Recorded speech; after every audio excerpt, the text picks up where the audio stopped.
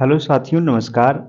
आज आप हमारे साथ इस वीडियो के माध्यम से सीखेंगे क्लास 10वीं का बायोलॉजी चैप्टर 3 जीव जनन कैसे करते हैं, how do organism reproduce.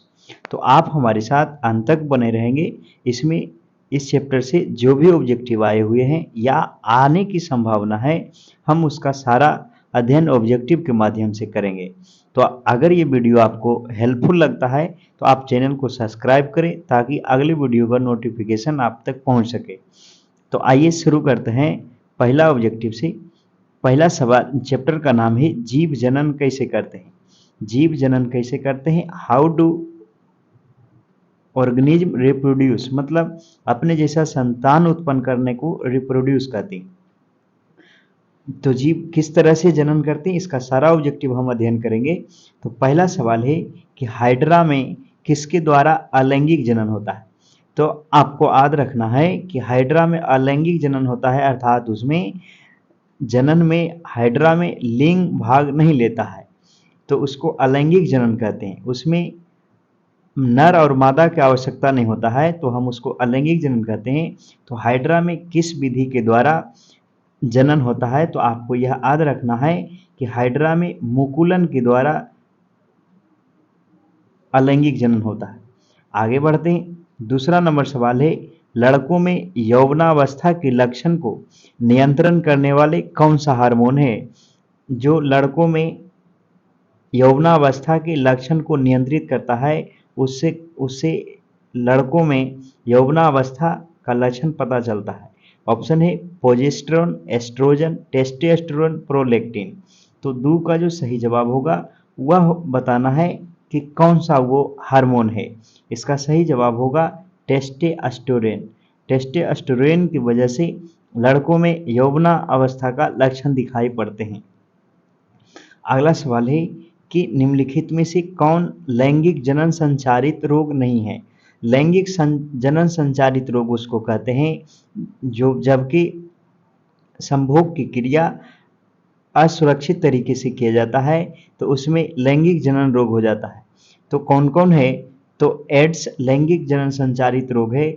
Ads हो गया, गोनोरिया हो गया, सिल्फिस हो गया। ये तीनों के तीनों लैंगिक जनन संचारित रोग है। जबकि टाइफाइड ये नहीं होता है, ये बुखार का प्रकार है, तो इसका सही जवाब हो जाएगा टाइफाइड लैंगिक जनन संचारित रोग नहीं है। अगला सवाल होगा, डीएनए कहाँ पाया जाता है। डीएनए कहाँ पाया जाता है, कोशिका झिल्ली में, कोशिका के केंद्रक में, कोशिका द्रव में, इनमें से कोई नहीं। तो बताना है डीएनए कहाँ पाया जाता है। तो डीएनए जो पाया जाता है वह पाया जाता है कोशिका के केंद्रक में। डीएनए पाया जाता है, तो इसका सही जवाब हो जाएगा कोशिका के केंद्रक में।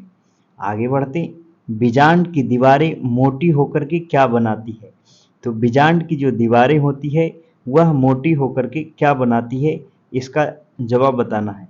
तो 5 का सही जवाब हो जाएगा बीजावरण। बीजावरण, बीजांड का दीवारें मोटी होकर करके बीजावरण का निर्माण करती है। अगला सवाल है, फूल में नर प्रजनन अंग कौन सा है। फूल में नर प्रजनन अंग का नाम बताना है। ऑप्शन है पुंकेसर, अंडप, वर्तिकाग्र, वर्तिका। तो फूल में जो नर प्रजनन अंग होता है उसका क्या नाम है, तो याद रखना है पुरुष से पुंकेसर होता है, तो नर पुरुष होता है, तो इसमें फूल में जो होगा नर भाग अर्थात पुरुष भाग उसका नाम है पुंकेसर। इसका सही जवाब हो जाएगा पुंकेसर। आगे बढ़ते हैं, एक लिंगी पुष्प का एक उदाहरण है। ऐसा पुष्प कौन सा है जो जिसमें केवल एक लिंग होते हैं, अर्थात मादा लिंग नहीं होता है या नर लिंग नहीं होता। ऑप्शन है पपीता, सरसों, उड़हुल, इनमें से कोई नहीं। तो एक लिंगी पुष्प का जो उदाहरण है वह हो जाएगा पपीता।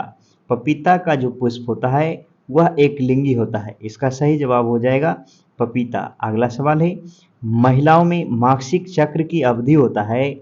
मासिक चक्र की अवधि के दौरान यदि वह संभोग की क्रिया कर ले तो वह महिला गर्भवती हो जाती है। तो मासिक चक्र कितनी अवधि तक होता है, कितने दिनों तक, ये बताना है। तो 8 का सही जवाब हो जाएगा 28 दिनों तक 14 दिन का मासिक चक्र होता है, तो इसका सही जवाब हो जाएगा 28 दिनों तक। आगे बढ़ते हैं, उभयलिंगी पौधा कौन सा है? अच्छा सवाल है। गुलाब, सरसों, गुलदाउदी, उपर्युक्त सभी। तो उभयलिंगी पौधा का क्या नाम है ये बताना है। तो उभयलिंगी पौधा कौन सा है? ऑप्शन है गुलाब, गुलदाउदी, उपर्युक्त सभी।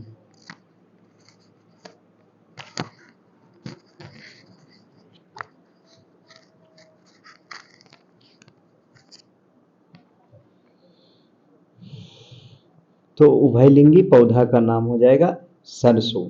इसका सही जवाब है सरसों। उभयलिंगी पुष्प का एक उदाहरण है।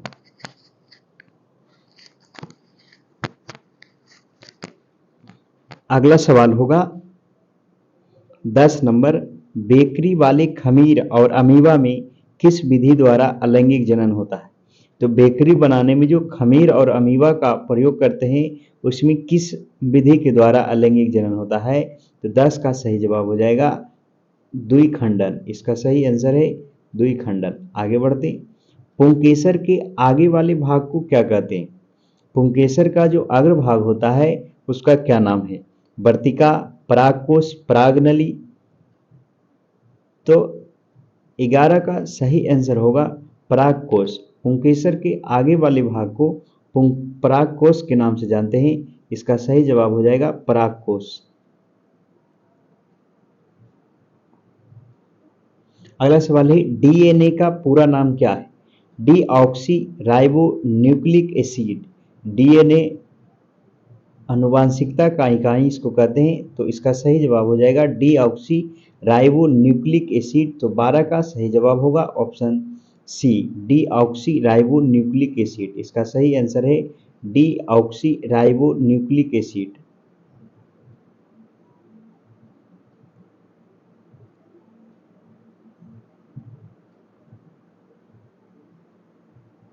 Deoxyribonucleic acid. आगे बढ़ते, 13 नंबर सवाल होगा। 13 नंबर सवाल में है, अंडोत्सर्ग कब होता है? रजु धर्म के 12 से 14 दिन बाद, रजु धर्म के 2-4 दिन बाद, रजु धर्म के 14 से 18वां दिन बाद, इनमें से कोई नहीं। तो अंडोत्सर्ग की जो घटना होता है वह एमसी के 12 से 14 दिन के बाद होता है। तो इसका सही जवाब हो जाएगा एमसी के 14वें दिन के बाद अंडोत्सर्ग की घटना होता है। अंडोत्सर्ग का घटना उसको कहते हैं जब अंडाशय से फलोपियन नलिका में अंडाणु आ जाता है तो हम उसको अंडोत्सर्ग की घटना कहते हैं। इसका सही जवाब हो जाएगा रजु धर्म के 12 से 14 दिन बाद। इसका सही जवाब हो जाएगा अंडोत्सर्ग के 12 से 14 दिन के बाद अंडोत्सर्ग का घटना होता है। आगे बढ़ते, 14 नंबर सवाल है, मानव में भ्रूण का विकास कब होता है? भ्रूण का विकास कहाँ होता है? अंडाशय में, गर्भाशय में, सर्विक्स भाग में, अंड वाहिका में। तो मानव में भ्रूण का विकास जो होता है वह होता है गर्भाशय में। इसका सही जवाब हो जाएगा गर्भाशय में मानव में भ्रूण का विकास होता है। किस प्रकार के जनन में शरीर से कलिका निकलती है? किस प्रकार के जनन में किस प्रकार के जनन में जनक के शरीर से कलिका निकलता है? मुकुलन में, विखंडन में, अपखंडन में, बीजाणु जनन में। तो 15 का जो सही जवाब होगा वह होगा ऑप्शन 1, मुकुलन में कलिका निकलता है। इसका सही जवाब हो जाएगा मुकुलन में। आगे बढ़ते हैं, स्त्री केसर के आधारीय भाग को क्या कहते हैं? स्त्री केसर के आधारीय भाग को क्या कहा जाता है? 16 का सही जवाब हो जाएगा जो स्त्री केसर का आधारीय भाग होता है उसे हम अंडाशय कहते हैं। अगला सवाल है, बृहद भगोष्ठ के भीतर दोनों ओर जिस पर बाल नहीं उगते हैं, बृहद भगोष्ठ के भीतर दोनों ओर जिस पर बाल नहीं उगते हैं क्या कहलाते हैं? लघु भगोष्ठ, भगशीफ, बृहद भगोष्ठ, कोई नहीं। तो 17 का जो सही जवाब होगा वह होगा ऑप्शन 1, लघु भगोष्ठ उसके न कहते हैं। बृहद भगोष्ठ के भीतर जिस पर बाल नहीं उगता है वह कहलाते हैं लघु भगोष्ठ। इसका सही जवाब हो जाएगा लघु भगोष्ठ। आगे बढ़ते, गनोरिया के कुल कितने रोगी विश्व पटल पर है? गनोरिया के कुल कितना रोगी है जो विश्व के पटल पर है, इसका जवाब बताना है। तो 18 का जो सही जवाब होगा वह होगा लगभग 150 मिलियन जो है वह गनोरिया के रोगी हैं। इसका सही जवाब हो जाएगा लगभग 150 मिलियन। आगे बढ़ते, लड़कियों में यौवन की शुरुआत कब होता है? यौवन की शुरुआत मतलब लड़कियों में स्तनों का विकास होना, आवाज पतली होना, लड़कों के प्रति आकर्षण उत्पन्न होना, ये सब आना लड़कियों में यौवन का लक्षण है। तो ये कब से आना शुरू हो जाता है? तो 19 का जो सही जवाब होगा ऑप्शन 1, 10 से 12 साल की आयु में लड़कियों का यौवन की शुरुआत हो जाता है। इसका सही जवाब हो जाएगा लड़कियों में 10 से 12 वर्ष की आयु में यौवन की शुरुआत हो जाता है। आगे बढ़ते हैं, अंडोत्सर्ग की घटना कब होता है? ये सवाल हो गया है। अंडोत्सर्ग की घटना जो होता है MC के 12 से 14वें दिन के बीच में होता है। इसका सही जवाब हो जाएगा 14वें दिन बाद। अगर इस दौरान अगर 12 से MC के 12 या 14 दिन के बाद अगर कोई महिला संभोग की क्रिया कर लेता है तो उसका जो है गर्भधारण हो जाता है। अगर गर्भधारण रोकना है तो रजो धर्म के 12वें से 14 दिन के बीच में संभोग की क्रिया नहीं करनी चाहिए। आगे बढ़ते, पुंकेसर के अग्रभाग को क्या कहते हैं? पुंकेसर के अग्रभाग को क्या कहलाता है? 21 का जो सही जवाब होगा वो ऑप्शन ए 4 परागकोश उसका नाम है। पुंकेसर के अग्रभाग को परागकोश के नाम से जानते हैं। अगला सवाल है, DNA कहाँ पाया जाता है? कोशिका झिल्ली में, कोशिका के केंद्रक में, कोशिका द्रव में, इनमें से कोई नहीं। तो DNA जो पाया जाता है वह पाया जाता है ऑप्शन बी कोशिका कोशिका के केंद्रक में। इसका सही जवाब हो जाएगा कोशिका के केंद्रक में DNA पाया जाता है। जनन की मूल घटना क्या है? DNA की प्रतिकृति बनना, RNA की प्रति बनना, ए और बी दोनों, इनमें से कोई नहीं। तो 23 का सही जवाब हो जाएगा DNA का फोटोकॉपी बनना ही जनन का मूल घटना कहलाता है। इसका सही जवाब हो जाएगा DNA का प्रतिकृति बनना। आगे बढ़ते हैं, एकल जीव प्लाज्मोडियम में किस विधि द्वारा जनन होता है? तो एकल जीव है एक कोशिकीय जीव जो प्लाज्मोडियम होता है उसमें किस विधि के द्वारा होता है? द्विखंडन, बहुखंडन, लैंगिक, उपयुक्त, सभी। तो 24 का जो सही जवाब होगा वह ऑप्शन बी प्लाज्मोडियम में बहुविखंडन विधि द्वारा जनन होता है। इसका सही जवाब हो जाएगा बहुखंडन विधि द्वारा। आगे बढ़ते हैं, गर्भ निरोधक विधि कौन सा है? गर्भ निरोधक विधि कौन सा है? विखंडन, संयोजन, कंडोम का प्रयोग, इनमें से सही। 25 का सही जवाब होगा ऑप्शन सी कंडोम के प्रयोग से गर्भ निरोधक होता है, इसे गर्भधारण नहीं हो पाता है। तो इसका सही जवाब हो जाएगा गर्भ निरोधक कंडोम का प्रयोग। आगे बढ़ते हैं, दूब घास की जड़ के पास एक नया तना निकल करके भूमि पर समांतर रूप से बढ़ता है, इसे क्या कहते हैं? दूब घास का जड़ जो है उसके पास से एक नया तना निकल करके समांतर रूप से बढ़ने लगता है, इसको क्या कहते हैं? तो 26 का जो सही जवाब होगा ऑप्शन ए उसको रनर के नाम से जानते हैं। इसका सही जवाब होगा रनर। आगे बढ़ते, जनन मुख्यतः कितने प्रकार के होते हैं? तो जनन मुख्यतः 2 ही प्रकार के होते हैं, लैंगिक जनन और अलैंगिक जनन। 27 का सही जवाब होगा ऑप्शन ए लैंगिक जनन और अलैंगिक जनन। आगे बढ़ते, मलेरिया उत्पन्न करने वाले जो हैं मच्छर जिसका नाम है मादा एनोफिलीज, वह किस तरह जल में उत्पन्न होता है? तो मादा एनोफिलीज किस तरह के जल में उत्पन्न होता है? साफ जल में, गंदा जल में, मीठा जल में, इनमें से सभी। तो 28 का सही जवाब होगा ऑप्शन बी गंदे जल में। इसका सही जवाब है गंदा जल में मादा एनोफिलीज मच्छर उत्पन्न होता है। 28 का सही जवाब होगा ऑप्शन बी। आगे बढ़ते हैं, 29 नंबर सवाल है, निम्नलिखित में से कौन मानव मादा जनन तंत्र का भाग नहीं है? तो मादा जनन तंत्र में गर्भाशय होता है, इसी में बच्चे 9 महीना तक आनंद लेता है। डिंबवाहिनी भी होता है, अंडाशय भी मादा जनन तंत्र का भाग है, लेकिन शुक्र वाहिका जो है पुरुषों में पाया जाता है, इसलिए मादा जनन तंत्र का भाग नहीं होगा शुक्र वाहिका। आगे बढ़ते, मुकुलन द्वारा अलैंगिक जनन किस में होता है? मुकुलन द्वारा अलैंगिक जनन किस में होता है, ये याद रखना है। 30 का सही जवाब होगा ऑप्शन बी, ईस्ट में मुकुलन द्वारा जनन होता है। अब होगा 31 नंबर सवाल। 31 नंबर सवाल में है कि नर युग्मक और मादा युग्मक के संलग्न को क्या कहते हैं? जो नर युग्मक होता है और मादा युग्मक जब दोनों संलग्न हो जाते हैं, मतलब मिल जाते हैं, तो उसको क्या कहते हैं? ऑप्शन है निषेचन, अंकुरन, परागन, किण्वन। तो इसका सही जवाब होगा किण्वन, निषेचन।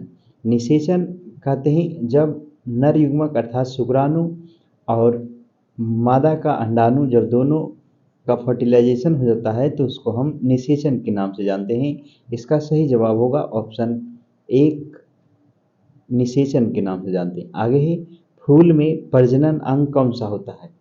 फूल में प्रजनन अंग कौन होता है? ऑप्शन है पुंकेसर, अंडक, वर्तिकाग्र। तो फूल में नर प्रजनन जो अंग है वह है ऑप्शन एक पुंकेसर। इसका सही जवाब होगा पुंकेसर।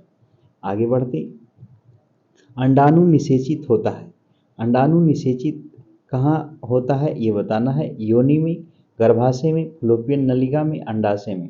तो 33 का सही जवाब होगा ऑप्शन सी, फलोपियन नलिका में अंडाणु निषेचित होता है। इसका सही जवाब हो जाएगा फलोपियन नलिका में। आगे बढ़ते, मानव जनन किस आयु में परिपक्व एवं क्रियाशील हो जाते हैं? तो किस आयु तक मानव में जो जनन अंग होता है वह परिपक्व एवं क्रियाशील होता है, अर्थात वो अपना विकसित रूप धारण कर लेता है? तो ऑप्शन है 12 साल, 18 साल, 24 साल, 30 साल। तो 34 का सही जवाब हो जाएगा ऑप्शन बी, 18 साल की आयु में। इसका सही जवाब होगा 18 वर्ष। आगे बढ़ते, 35 नंबर सवाल है, लिंग गुणसूत्र का पूर्ण जोड़ा पाया जाता है। लिंग गुणसूत्र का पूर्ण जोड़ा किस में पाया जाता है? पुरुष में, स्त्री में, पुरुष और स्त्री दोनों में, किसी में नहीं। तो लिंग गुणसूत्र का पूर्ण जोड़ा पाया जाता है 35 का ऑप्शन बी, स्त्रियों में। इसका सही जवाब हो जाएगा स्त्रियों में। आगे बढ़ते, शुक्राणु का निर्माण कहाँ होता है? शुक्राणु पुरुषों के वृषण में तैयार होता है। इसका सही जवाब हो जाएगा ऑप्शन एक, 36 का वृषण में। पुरुष में वृषणों की संख्या 2 होता है। यह शुक्राणु का निर्माण करने के लिए कम ताप शरीर के तापमान से कम तापमान की आवश्यकता होता है। इसीलिए गर्भाशय में तो वृषण अंदर रहता है, लेकिन जब बाहर आ जाता है तो वृषण शरीर से बाहर लटक जाता है। तो इसका सही जवाब हो जाएगा ऑप्शन एक, वृषण में शुक्राणुओं का निर्माण होता है और शरीर के कम तापमान के होने के कारण ये शरीर से बाहर रहता है। आगे बढ़ते, पुष्प का कौन सा भाग परागकण बनाता है? पुष्प का कौन सा भाग परागकण बनाता है? ऑप्शन है बाह्यदल, पंखुड़ी, पुंकेसर, स्त्री केसर। तो 37 का जो सही जवाब होगा वह होगा ऑप्शन 3, पुंकेसर। पुंकेसर का भाग जो है ये परागकण का निर्माण करता है। आगे बढ़ते, अलैंगिक जनन मुकुलन विधि द्वारा होता है। अलैंगिक जनन मुकुलन विधि के द्वारा किस में होता है? ऑप्शन है अमीबा में, ईस्ट में, स्पाइरोगायरा में, ब्रायोफाइलम में। तो 38 का सही जवाब होगा ईस्ट में मुकुलन के द्वारा जनन होता है। इसका सही जवाब होगा मुकुलन में, ईस्ट में। आगे बढ़ते हैं, मानव मादा की जनन तंत्र का भाग इनमें से कौन नहीं है? बताना है कि मानव मादा की जनन तंत्र का भाग नहीं है। ऑप्शन है अंडाशय, गर्भाशय, शुक्रवाहिका, डिंब वाहिनी। तो अंडाशय जो होता है, शुक्रवाहिका, ये केवल पुरुषों में होता है। तो इसका सही जवाब हो जाएगा शुक्रवाहिका। शुक्रवाहिका पुरुषों में पाया जाता है, तो इसका सही आंसर है शुक्रवाहिका। आगे है, निम्नलिखित में से कौन सा एक उभयलिंगी जंतु है? उभयलिंगी जंतु का नाम बताना है। केंचुआ, कुत्ता, बिल्ली, बकरी। उभयलिंगी जंतु उसमें जिसमें नर और मादा दोनों पाया जाता है उसे उभयलिंगी जंतु कहते हैं। तो याद रखना है इसमें केंचुआ हो जाएगा। इसमें केंचुआ और केंचुएनी दोनों होता है, जब इसको मिलन करना होता है तो वो घुरमुड़ा कर करके एक दूसरे से बात कर लेता है। तो इसका सही जवाब हो जाएगा केंचुआ। ये केंचुआ को किसान का मित्र भी कहते हैं, ये आपको याद रखना है। आगे बढ़ते हैं। निम्नलिखित में से कौन सा एक लिंगी पुष्प का उदाहरण है? एक लिंगी पुष्प का उदाहरण बताना है तो 41 का सही जवाब होगा ऑप्शन 3। पपीता का पुष्प जो होता है वह एक लिंगी होता है, इसको याद रखना है। पपीता का पुष्प एक लिंगी होता है। आगे बढ़ते, अंडाणु निषेचित कहाँ होता है? अंडाणु निषेचित योनि में, गर्भाशय में, फैलोपियन नलिका में, अंडाशय में। तो अंडाणु का जो निषेचित होना होता है वह होता है फैलोपियन नलिका में। इसका सही जवाब होगा फैलोपियन नलिका में अंडाणु निषेचित होता है। आगे बढ़ते हैं। पुष्प का नर भाग कौन सा है? पुष्प का नर भाग कौन है? बाह्य दलपुंज, दलपुंज, पुमंग, जयांग। तो पुष्प का जो नर भाग होता है वह होता है ऑप्शन सी पुमंग। इसका सही आंसर हो जाएगा पुमंग। आगे बढ़ते हैं। परागकोश में होते हैं, परागकोश में क्या होते हैं? बाह्य दल, अंडाशय, अंडक, परागकण। ये अच्छा क्वेश्चन है, बहुत बार एग्जाम में आया है, 12 में, 15 में, 16 में, सारे एग्जाम में आए हुए हैं। तो 44 का सही जवाब होगा ऑप्शन 4। परागकोश में परागकण होते हैं, इसका सही आंसर होगा परागकण। आगे बढ़ते हैं। पुष्पी पौधों में लैंगिक जनन किसके द्वारा होता है? तो किसके द्वारा होता है? पत्तियों के द्वारा, तने के द्वारा, फूलों के द्वारा, बीज द्वारा। तो पुष्पी जो पौधे होते हैं उसमें जनन की क्रिया होता है फूलों के द्वारा। अगर उसमें फूल नहीं होगा तो उसमें लैंगिक जनन नहीं हो सकता है। इसका सही जवाब होगा फूलों के द्वारा। आगे बढ़ते हैं। अमीबा में अलैंगिक जनन किस विधि द्वारा होता है? अमीबा में अलैंगिक जनन किस विधि के द्वारा होता है? 46 का सही जवाब होगा ऑप्शन बी विखंडन के द्वारा। इसका सही आंसर है विखंडन द्वारा अलैंगिक जनन होता है। आगे बढ़ते हैं। फूल का कौन सा भाग फल में बदल जाता है? ऑप्शन है पुंकेसर, स्त्री केसर, अंडाशय, बीजांड। तो आपको यह ध्यान रखना है कि फूल का जो भाग है वह अंडाशय फल में बदल जाता है, तो फूल का अंडाशय भाग फल में बदलता है। अगला है एंड्रोजन क्या है? एंड्रोजन एक हार्मोन है, वह कौन हार्मोन है बताना है। नर लिंग हार्मोन, मादा लिंग हार्मोन, पाचक रस, इनमें से सभी। तो 48 का जो सही आंसर होगा वह नर लिंग हार्मोन है, इसको याद रखना है, नर लिंग हार्मोन है एंड्रोजन। अगला सवाल है पौधे में जननांग कहाँ पाया जाता है? तो पौधे में जो जननांग होते हैं वह पाए जाते हैं पुष्पों में। इसका सही जवाब होगा 49 का पुष्प में जननांग पाए जाते हैं पौधे का। इसका सही जवाब हो जाएगा पुष्प में। अब होगा 50 नंबर से। 50 नंबर सवाल में है अंडाणु निषेचित होता है। अंडाणु कहाँ निषेचित होता है? योनि में, गर्भाशय में, अंडाशय में, फैलोपियन नलिका में। तो अंडाणु जो निषेचित होता है वह होता है 50 का सही जवाब होगा ऑप्शन 4 फैलोपियन नलिका में। इसका सही जवाब है फैलोपियन नलिका में। आगे बढ़ते, नर युग्मक में गुणसूत्रों की संख्या कितना होता है? तो यह जोड़े में होता है और यह 23 जोड़ा होता है, ये याद रखना है, ये बहुत बार एग्जाम में आया हुआ है। तो इसका सही जवाब होगा 23 जोड़ा नर युग्मक में गुणसूत्रों की संख्या होता है। परागकण में किसके अंदर बनता है? परागकण किसके अंदर बनता है? परागकोश में, अंडाशय में, वर्तिकाग्र में, पत्तियां में। तो परागकण किसके अंदर बनता है? 52 का सही जवाब होगा ऑप्शन ए परागकोश में। इसका सही जवाब होगा परागकोश में परागकण बनते हैं। निम्नलिखित में से कौन मादा जनन तंत्र का भाग नहीं है? बहुत बार आया हुआ है, इसका करवा चुके हैं शुक्राशय में। अगला सवाल होगा द्विखंडन किस में होता है? द्विखंडन का अर्थ होता है कि कोई भी जनक जो है अपने को दो भाग में बांट लेता है, तो हम उसको द्विखंडन के नाम से जानते हैं। तो द्विखंडन किस में होता है? पैरामीशियम में, अमीबा में, लेशमिनिया में, इनमें से सभी। तो 54 का सही जवाब होगा ऑप्शन बी अमीबा में द्विखंडन होता है। इसका सही जवाब होगा अमीबा में। आगे बढ़ते, मानव में नर जनन ग्रंथि क्या कहलाता है? तो मानव में जो नर जनन ग्रंथि होता है उसको हम किस नाम से जानते हैं? 55 का सही जवाब होगा ऑप्शन 1, उसको वृषण के नाम से जानते हैं और ये 2 होता है। आगे बढ़ते हैं, बीज विकसित किस में होता है? ऑप्शन है परागकोश में, अंडाशय में, पुंकेसर में, बीजांड में। तो बीज जो विकसित होता है वह किससे विकसित होता है? 56 का सही जवाब होगा ऑप्शन 4, बीजांड से। इसका सही आंसर है बीजांड से। आगे बढ़ते हैं, 57 नंबर सवाल है, निम्नलिखित में कौन लैंगिक जनन संचारित रोग है? लैंगिक जनन संचारित रोग का नाम बताना है। आंत्रज्वर, सुजाक, एड्स, इनमें से दोनों। तो लैंगिक जनन जो संचारित रोग है वह कौन है? तो ये एड्स हो जाएगा। ये असुरक्षित यौन संबंध के करने से हो जाता है। इसका सही जवाब हो जाएगा एड्स। इसका जांच के लिए HIV किया जाता है, ये भी आपको याद रखना है। यौन परिपक्वता की अवधि को क्या कहते हैं? जब यौन परिपक्वता अवधि हो जाता है, जब यौवनावस्था आ जाता है, तो हम उसको किस नाम से जानते हैं? तो 58 का सही जवाब हो जाएगा यौवना आरंभ। इसका सही आंसर होगा यौवना आरंभ के नाम से जानते हैं। आगे है, पूर्ण विकसित अंडाशय कहलाता है। पूर्ण विकसित अंडाशय क्या कहलाता है? ऑप्शन है बीजांड, बीज, फल, इनमें से कोई नहीं।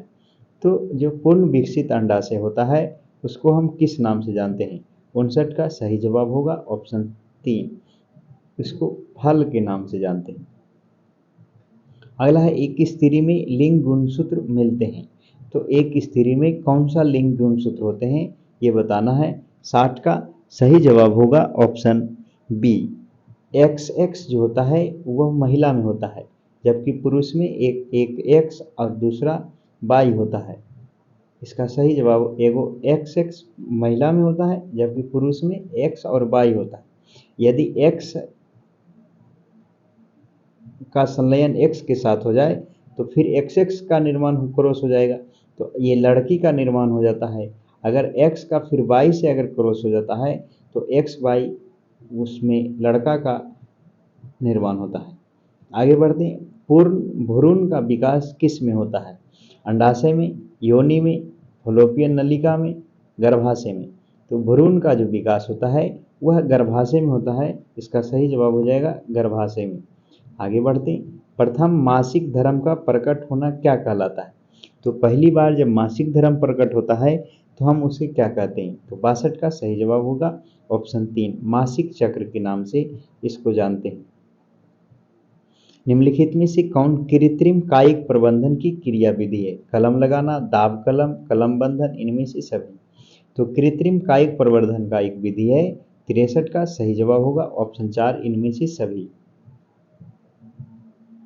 अगला सवाल होगा, अलैंगिक जनन की विधि क्या है? बीजाणु जनन, मुकुलन, विखंडन, इनमें से सभी।